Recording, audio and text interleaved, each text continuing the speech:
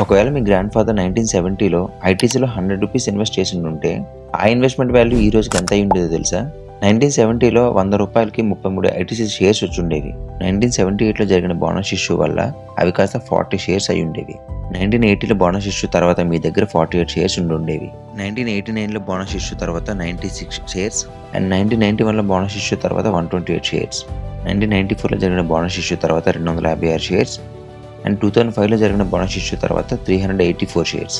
And అదే 2005లో జరిగిన stock split వల్ల మీ 384 షేర్స్ కాస్త 3840 షేర్స్గా మారి ఉండేవి. 2010లో జరిగిన బోనస్ ఇష్యూ తర్వాత అవి కాస్త 7680 షేర్స్గా మారి ఉండేవి. ఆఖరిగా 2016లో అయిన స్టాక్ స్ప్లిట్ తర్వాత మీ దగ్గర ఉన్న టోటల్ షేర్స్ ఇప్పుడు 11,520. ఈ రోజు ఉన్న స్టాక్ వాల్యూ ప్రకారం మీ గ్రాండ్ ఫాదర్ ఇన్వెస్ట్ చేసిన ₹100 నేటికి 54 లక్షలుగా మారుండేది. మీ గ్రాండ్ ఫాదర్ మిస్ చేసిన ఆపర్చునిటీ మీరు కూడా మిస్ చేయొద్దు అంటే ఈ రోజు ఇన్వెస్ట్మెంట్ జర్నీని స్టార్ట్ చేయండి.